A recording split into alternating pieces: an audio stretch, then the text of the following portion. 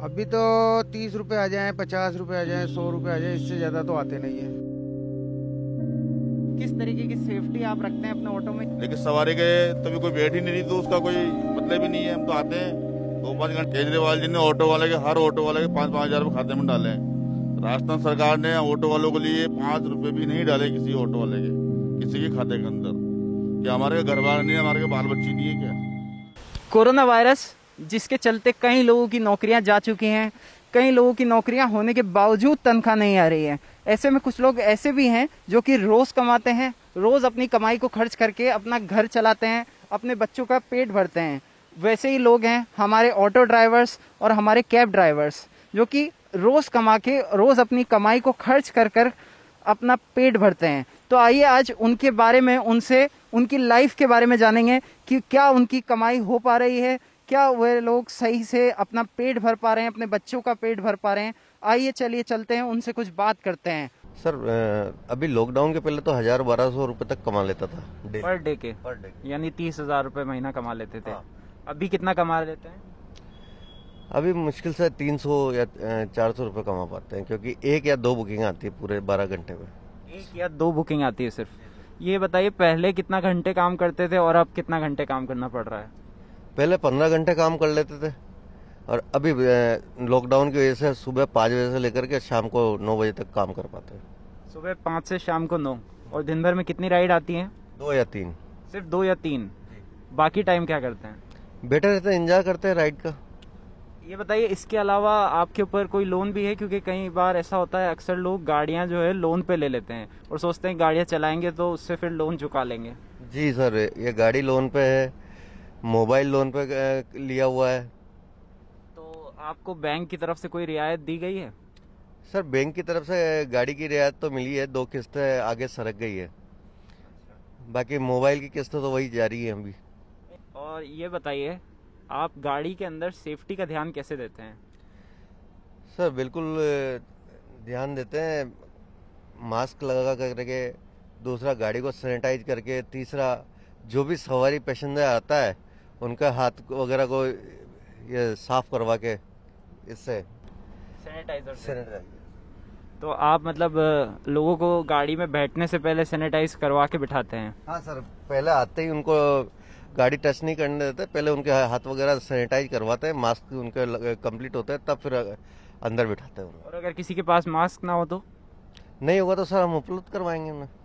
तो आप लोग प्रोवाइड करवाएंगे? हाँ सर। और बिना मास्क के मगर सवारी नहीं लेके जाएगा? बिना मास्क के सवारी अलाउ ही नहीं है। बिना मास्क के अलाउ ही नहीं है। और 2 से ज्यादा लोग अगर जाना चाहें?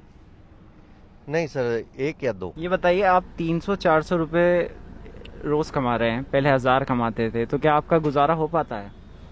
अभी वापस फ्लो में आने की कोशिश कर रहे हैं। घर में कितने लोग हैं? घर में 4 मेंबर हैं। तो 4 मेंबर का चल जाता है आपका गुजारा? नहीं, अभी कोशिश कर रहे हैं, वापस मेहनत कर रहे हैं। महावीर जी ये बताइए कितने रुपए कमा लेते हैं एक दिन के? अभी तो 30 रुपए आ जाएं, 50 रुपए आ जाएं, 100 रुपए आ जाएं, इससे ज्यादा तो आते नहीं है। सिर्फ 30 से 100 रुपए के बीच? और ये जो लॉकडाउन नहीं हुआ था उससे पहले कितना कमा लेते थे? पहले 500, 550 ये आ जाया करते थे। ये आप एक दिन की कमाई बता रहे हैं, तो क्या अब लोग आपके साथ जाना बंद कर दिया है या फिर क्या वजह है? लोगों की जेब में पैसा नहीं है, और कुछ के पास अगर पैसा भी है तो गवर्नमेंट ने भी इसमें 1 या 2 आदमी अलाउ किए हैं। अगर किसी फैमिली के मेंबर्स को 4 को एक साथ जाना है तो वो कैसे जाएंगे? वो 2 ऑटो नहीं करेंगे। और अगर हम 1 ऑटो में लेकर के जाते हैं तो कहीं ट्रैफिक वाले रोक लेते हैं, तो कहीं हमारे को कोई जाना पसंद नहीं करते हैं कि यार इसमें सैनिटाइज नहीं है या हमारे पास मास्क नहीं है, इसलिए हम लोग भी कई बार नहीं लेके जाते हैं। ये बताइए सेफ्टी के लिए आप लोग क्या करते हैं लोगों की ऑटो में? ऑटो में सेफ्टी के लिए सर, जैसे सवेरे उठते हैं गाड़ी लेके, जैसे हम लोग निकलते हैं सबसे पहले तो गाड़ी की साफ सफाई वगैरह करते हैं।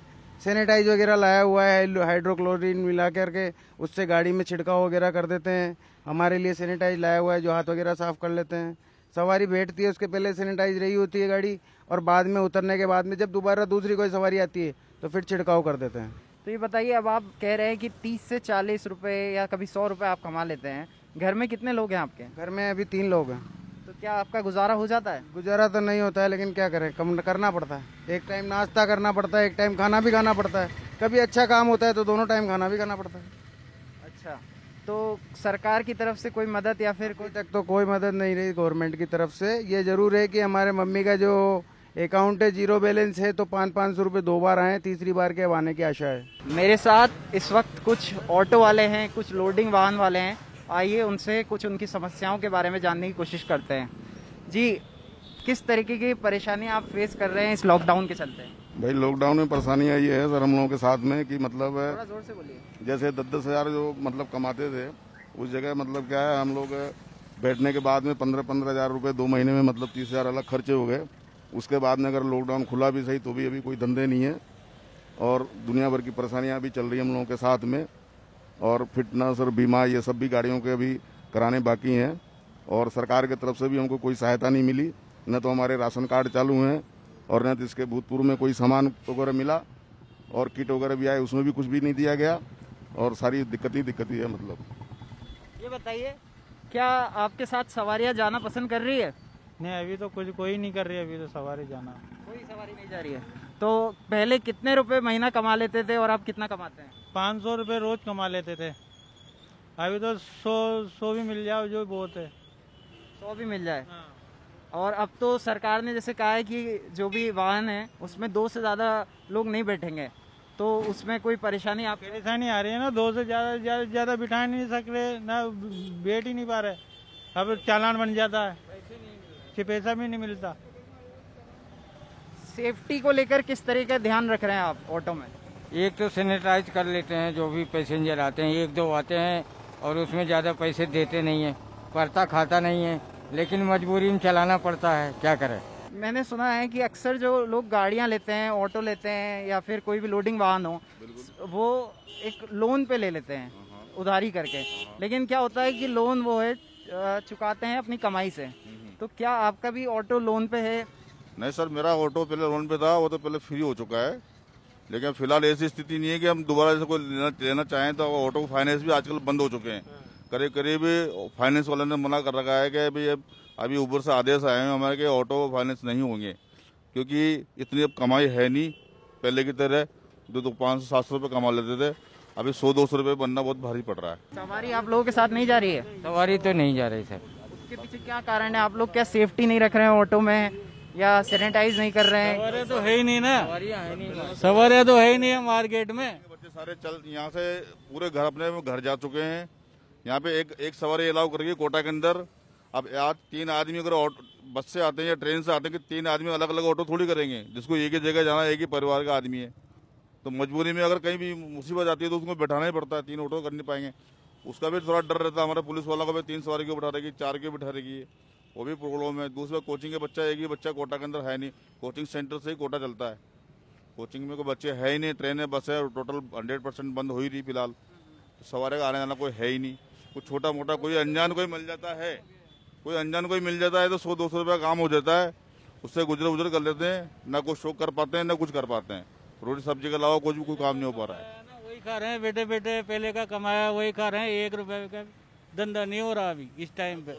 बिल्कुल सुबह आते हैं, शाम को चल जाते हैं। लोगों के मन में एक ऐसा बना हुआ है कि वो कैब से या टैक्सी से जाएंगे तो ज़्यादा सेफ रहेंगे, क्योंकि वो सेफ्टी का ज़्यादा ध्यान रखेंगे ऑटो के कंपैरिजन में। तो उसको लेकर आपका क्या है, किस तरीके की सेफ्टी आप रखते हैं अपने ऑटो में? फिलहाल तो कोई सवारी बैठी नहीं, तो सेफ्टी वाला कोई काम है भी नहीं। जैसे मान लीजिए सवारी है कोई, हाथ वगैरह धो लेते हैं मुझे ज़्यादा, और सैनिटाइज कर लेते हैं। किसी दुकान में जाते हैं, कहीं रहता फा सैनिटाइज कर लेते हैं।